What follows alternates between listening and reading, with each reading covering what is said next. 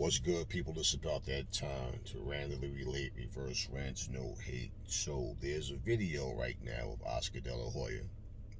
He's being asked about what does he feel about Ryan Garcia making the comments, fuck Golden Boy, I want the Tank fight. And his response, which I'll get into in my explanation, but his response, people are saying things about Oscar in a negative light based on his response. And I don't see his response as him being negative. I really don't. Looking at, for one, he was asked a question. It's not like he went on ranting about it and making a big deal. He was asked a question and he answered it. And basically, he didn't really have too much to say about, he didn't say anything negative about Ryan. I mean, for Ryan to say what he said, okay, with his frustrations and disappointments with Golden Boy and how he feels, Oscar's like, man, look, all these fights can be made, all of them. And he was saying, just, hey, meet halfway. He said 50-50. No, I don't agree with that part, because Ryan doesn't deserve 50-50 against Tank. He doesn't. He doesn't deserve 50-50 against Devin Haney. How are you the unified champion splitting 50-50 with the guy with no belts? And Ryan's popularity is not what Tank's is now and what Haney's have probably become. But he didn't say anything negative about Ryan. And he basically was saying, like, these fights can be made. So he's saying, look, on the business side of things, let's give the people what they want. And then we trust that the fighters are going to go in and deliver in the fight. All these different promotions. See, the thing is, Oscar De La Hoya doesn't have the hot ticket as a fighter right now. Now, he's talked shit before. He's talked a bunch of insane, crazy stuff before. He said things that I felt like he was delusional as hell before. Maybe he will again. Maybe he's outgrown that. Who knows? But at this point, no, he didn't say anything crazy. Well, with that exception of 50-50, no, hell no. That's not, Ryan doesn't deserve that, man. He doesn't deserve that. Now, he can sit here and oversell Ryan Garcia and then put his foot in his mouth. He was asked, do you think Ryan's ready for Tank? The reason people are even asking that question, it's like really a rhetorical question. They're not even asking it like, they just want to hear you confirm. Do you believe it or not? Because they don't believe he's ready. The people asking don't believe he's ready. Oscar's response was, at this point, it doesn't matter if he's ready or not. Ryan wants Tank, so, he wants to fight. That's an emphatic no, as far as I'm concerned. But guess what? Even if he felt like no, and he said the opposite, look at what just happened with Orlando, with Raleigh, and with Tank. His manager talked all this shit. His trainer, coach, whatever, all this, he's talking, and, even during the fight, he just thought that his man had to win.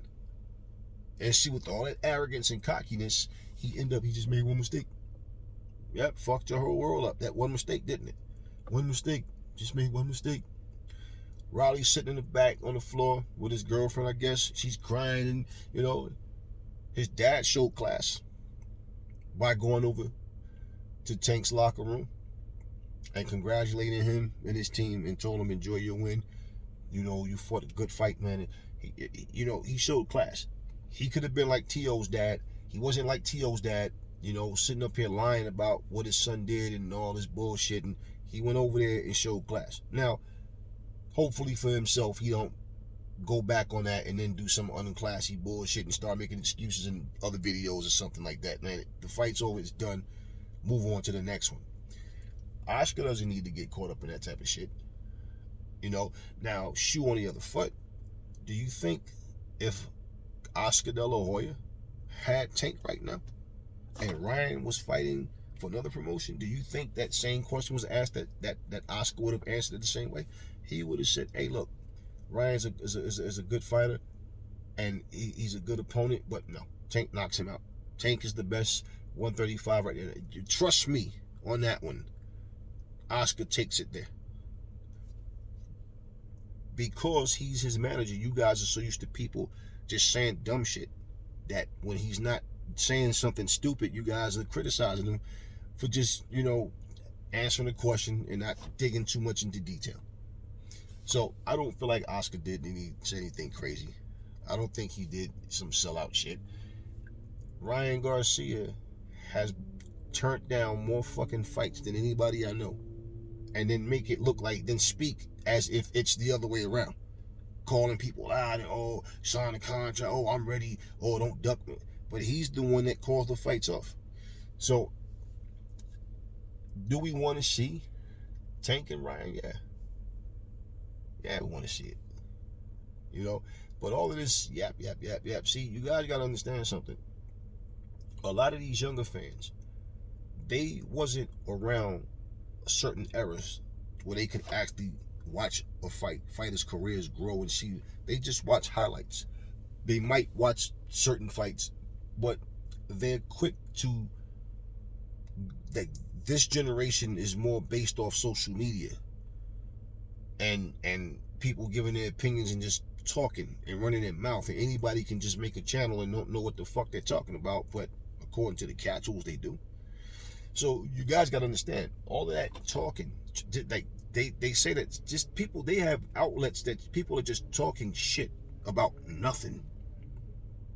Okay, if you guys ever want to see what I'm talking about, if they have something called a Clubhouse, where a bunch of grown-ass men are just sitting up here talking about snitches and bitch-ass niggas and bitch-ass motherfuckers and niggas this, niggas that, and this is all they do all day long. And it's like, what? I can't even watch it anymore. It wasn't based on that before. And when it became that, it was like, okay, I lost interest in it. And this is just grown men. But the viewing public will tell you, oh, I'm entertained by it. By what? By grown men just sitting up talking to other grown men about everything that's going on, when it's nothing but caps anyway. Because you have to be the stupidest person in the world to claim I'm a killer, I'm a gangbanger, but now I'm going to go on a social media app that everybody has access to and I'm going to incriminate myself. But at the end of the day, that's part of what I'm saying, that this generation, this is what they have. So they're entertained by this. Like I told you in the last video, Riley talked you guys into believing he was going to beat Tank. Ain't nothing he showed you in the ring. You have people, that think that Rolly would knock Ryan Garcia out because they feel like stylistically they're similar. Ryan's quicker, and he's going to try to exchange, and they feel like Riley just hits hard enough to where he's going to catch Ryan and knock him out. But again, make the fight. We don't need to be told what's going to happen. Show us.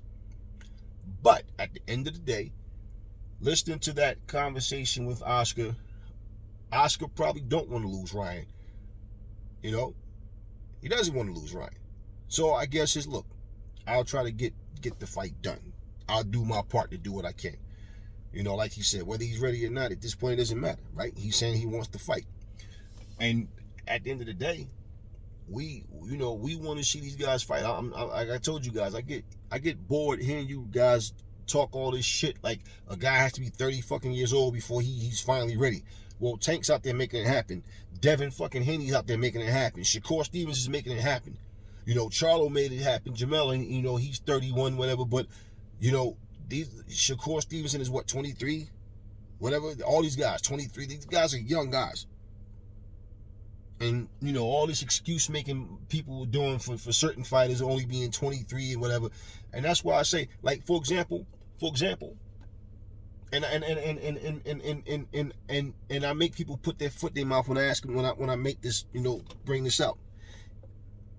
For every fighter, whether it was Tyson, whether it was Shakur Stevenson, whether it's fucking Devin Haney, whoever,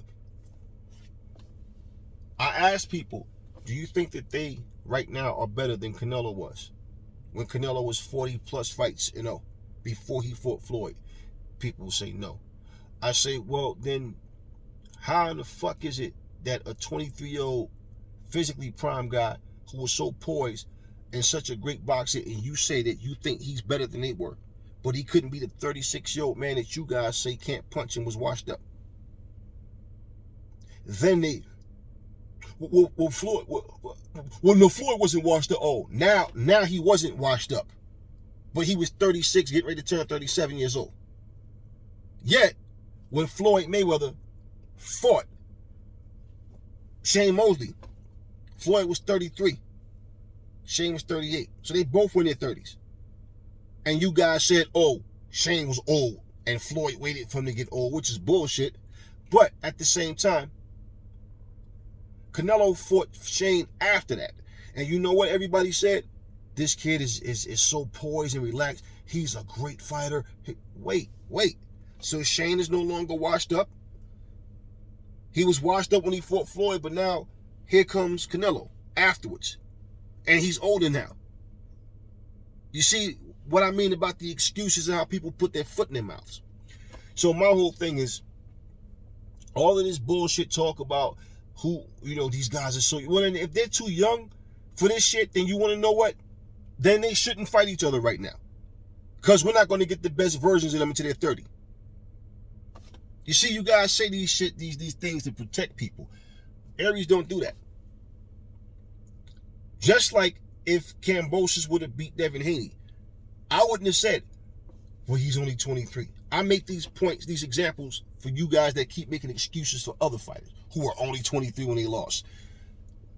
If Devin Haney actually gets better than what he is, he's already a problem.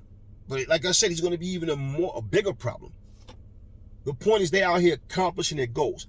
If the fight with him and Kambosos wouldn't have happened, you guys would still be, he's pillow-fisted and giving your predictions about who he can't beat. But he beat the guy and made it look easy. He's only 23. How old is George Kambosos? 28. So technically, George is in his physical prime and his ring IQ, awareness, all that. He's in it right now. And he lost to a 23-year-old. Oh, but George it's not like he's the best. Oh, but that's not what you motherfuckers were saying. You were saying he beat the man that beat he beat the man that beat the man type shit. That's what you guys kept saying. So, all that to be said, Oscar is witnessing all of this shit. Now, like I said, Oscar may wind up having a hot ticket fighter and then start talking shit. Who knows? But seeing everything going on, why does Oscar or anybody, I just don't get into that, but why does Oscar need to start saying things just to say it, just to try to sell tickets, to try to get people to, that kind of shit, one night that you use to try to build a fight, it can also destroy everything about them. Because when the fight doesn't deliver, when the fighter himself can't deliver, he's not as good as his mouth is, then what happens? Why would people want to continue to watch you? They're going to, he's all talk. They don't want to hear that. So, yeah, people, man, Oscar played his boy. What did he do? Because he didn't say, oh, yeah, I think he's ready. He can say that. But the same way Raleigh got stretched, the same thinking, just like Luke Campbell dropped him in the first round, shit, Tank may knock him out in the first round. Who knows? And Oscar can stand up there and vouch and say all of this shit on Ryan's behalf. But the whole point is he has to get in there and fight, and he has to win. And Raleigh keeps, not Raleigh, Ryan Garcia, all this, 1 minute the fight's on, 1 minute the fight's off, it's on and it's off. Ryan has to get past Fortuna, first of all. And so even to start talking about Tank and talking about other guys, it's really irrelevant. And even if he beats Fortuna, okay, that doesn't mean him and Tank is the next fight. And if it does happen, if him and Tank is the next fight, so be it. But no excuses about, oh, he should have waited. Oh, he was too young, he wasn't ready. When will he be ready? We don't know that. If you got the mouth to talk, you better have the skills to back it up. So I think Oscar De La Hoya was just basically being mature about the situation, understanding there's a lot going on. He doesn't have the leverage that he would like to have, and maybe that's humbling him right at the moment. But at the end of the day, this is not the first time that Ryan Garcia has expressed like frustration with Golden Boy. So whatever happens, happens. If he decides that he does leave Golden Boy, he want out of Golden Boy to go sign with another company or whatever to secure that fight or whatever it may be. Because a lot of times fighters do that. They'll go to another company just for that one fight, just for that one particular fight. However it's going to happen. I just feel like that could be what it is with Oscar right now. That he's just like, man, yeah, I want to make these fights, but everybody has to be on the same page. We know that Floyd, Leonard Ellaby, they openly said that they were trying to keep all their fights in-house. Yeah, and that was putting a wedge between them, between Tank and the other fighters. Because that's what they were trying to do. You want to fight Tank, you got to come sign with us. It wasn't like they were saying, nah, we scared for Tank. We don't want Tank to fight you. No. Come over here. No different from when Floyd was going to fight Pacquiao. Excuse me. There was times when Floyd was saying, hey, like, they come over here and sign with us. They want to make this fight. And the fight didn't materialize. And when it did finally materialize, they both made way more money than what they would have than when the fight would have first happened. And at the end of the day, I don't trip. This is not what makes my life. I love to watch combat sports, but if they wouldn't have fought, it's not like I'd be sitting up here shaking my head upset or mad. No. We give boxing news. We want to see fights happen. We love fights.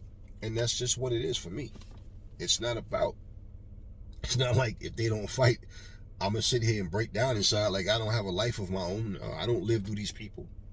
So I think Oscar De La Hoya was just listening to what he said. I just think he was just being honest about how he felt, and that pretty much he understands that business-wise, things are not as simple as the fights could be if everybody was on the same page, to put it in a nutshell. And we know that everybody's not always on the same page. Most of the time they're not. That's why these fights don't happen. But the 50-50 part, no, he's not going to get anywhere with that shit. Tank's not going. Why the fuck? Why would Tank give him 50-50? What the fuck has Ryan done to his name is in conversation when they're talking about the best lightweights with these guys? But I mean, as far what has he done that he should get 50-50? Take the AJ Tyson Fury situation where AJ knew, like, what did Tyson Fury say? I ain't fighting nobody unless I'm getting a boatload of money. That's what he said, right? And this is before the loss to Usyk and before Fury went in there and beat Deontay in the third fight. That was the fight that was supposed to happen. And just for the sake of making it happen for Undisputed, Anthony Joshua said he'll sacrifice the money 50-50. Because he knew if he didn't do 50-50, that Fury was going to say, no, there's no fight. 50-50 or no fight. He knew that. So now, with the bargaining chips that Fury has, he'll probably try to say, I want more money. I think I deserve more. I'm pretty sure they will, because his manager, the same way, was saying that Fury's a bigger star than Anthony Joshua. So you can already see, like, okay, they're starting to map this out to where if you want this fight, it's going to either be 50-50 is what they'll settle for, or they're going to try to take the lion's share. The difference is, in all honesty, Undisputed or not, Anthony Joshua would be foolish in terms of financially, in terms of legacy. Now you got to balance out which one do you care about the most going into this particular fight. Because if Team Fury pulls a look, man, you got beat, I'm still undefeated, and guess what? I would have never lost to Usyk. You understand? And you did. So you're just redeeming yourself. I feel like I should get, 60-40. That's the type of stuff they'll probably try to pull. Now, if Anthony Joshua is confident he can beat Fury and he like, no, fuck that, I want undisputed, and then, yeah, I will be undisputed champion, he goes for that, it just looks weird that you got a guy with one belt and here you are unified and you're taking these terms as if he is a bigger draw than you. But it's like, no, I'm just sacrificing the money, taking the smaller portion, to actually get that one belt that I need to be undisputed. I don't think Fury cares about being undisputed more than AJ does. I think that Fury believes that he can beat AJ and that the payday will be massive. So they might wind up more than likely fighting for 50-50 split, just for the sake of the fight happening. And that's life-changing money. So that's a whole different situation. Okay? And Fury is bringing a belt to the table. But at the same time, Ryan has no belt. So he has no bargaining chips to even talk 50-50. Now, this wasn't Ryan's talk. This was Oscar Delahoya saying it. And he wasn't saying it just about Ryan Garcia and Tank. He's just saying in general, like, these fights can be made 50-50 to make it fair for everybody. But it's not fair. It's not fair when you haven't earned that. And that's what you can't overlook. Every fighter doesn't deserve a 50-50 split. That's just the way it is. So anyway, I don't think Oscar was trying to play Ryan out. I think he was just answering the question honestly. And he just, like I said, this guy's too old for that type of shit, man. Like, he's a grown-ass man. Like, they're all too old for it. But, this time around at least, I feel like he was just being honest about how he felt. And I didn't feel like he said nothing really crazy. I didn't agree with the 50-50 split, but I understand what he's trying to say coming from a business standpoint of making these fights happen. And then the fighters are eating equally as good, but, you can't expect something that you're not worth. And people was burying Tank Davis every fight, no matter how good he looked. If, he had the fight with Gamboa, and people was, oh man, he looked like shit against Gamboa. And what's ironic is him and Haney both faced like similar criticisms for not knocking Gamboa out. But at the same time, right? Look at what they both accomplished. And it's like I told you guys, we've seen world-class fighters go in there and kind of have a hard time with the lesser fighter, and then another lesser fighter destroys that same guy that they had a hard time with. But,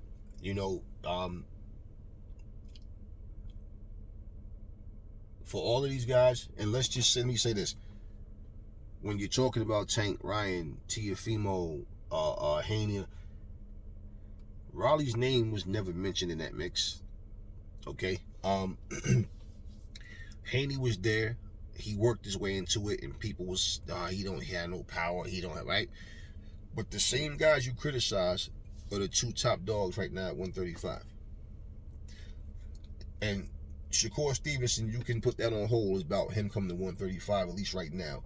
I got a separate video that I'm going to talk about him in the upcoming fight that he's supposed to have coming up soon. But these guys, for them to keep fighting and keep winning, it's all good. It's necessary. And trust me when I tell you guys, when you still have that O on your record, it means something. And people always bring it up when people try to shit on him and say that this guy will beat this guy. And they say, well, he hasn't lost. I'm undefeated. They always bring it up. But you always have people saying that, oh, don't mean nothing. That's bullshit. That's bullshit. Because nobody wants to pay the money to see a fighter with a bunch of losses. Okay? Not overall. And if you do, it's the person that they're fighting against. Look at Derek Chisora. Is Derek Chisora a guy that sells out arenas? No. But people respect him for being a tough guy and comes to fight. But who brings his name up to say, man, I want to see Derek Chisora versus this guy, this guy, this guy? When's the last time Derek Chisora had a title fight? All these things, man, I factor in, when we had these discussions. You got to, if you want to be fair, you got to be logical.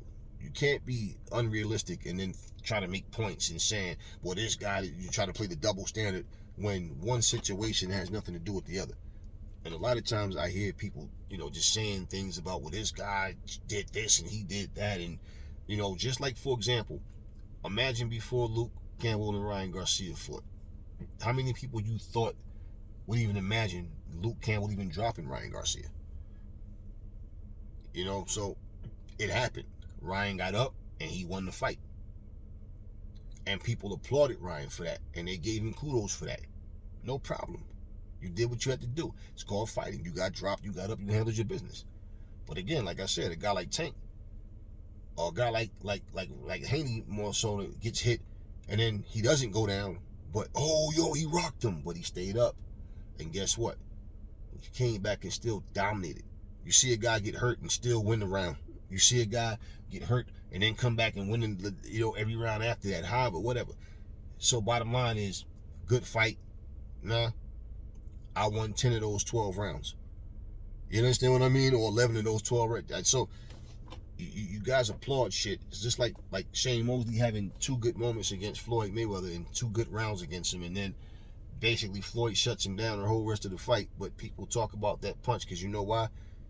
You know why they keep talking about those 2 punches? Because they keep trying to reimagine it that he hit him and Floyd stays down. And it eats them up. And that's why they constantly bring it up. Like Allen Iverson shaking Michael Jordan out of his shoes.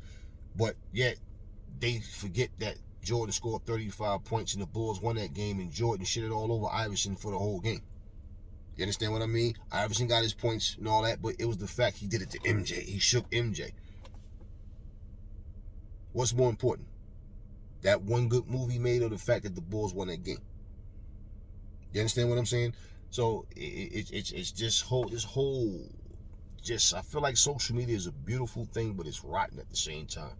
Because a lot of people just feel like when they're talking that they're just saying things and they're just recycling bullshit, a bullshit way of thinking. They just recycle that shit, and everybody's trying to, I think this because what? Because everybody's saying it? Nah. So right now, like it or not, don't make a difference. Tank and Haney standing at the top of that division. Now, what happens with Ryan? We don't know. Does he beat Fortuna? We have to tune in to see. And if he does, is Tank next? I don't know. Never fall in love with lies. Remember, the truth brings hate out of people. And I will catch y'all in the next video.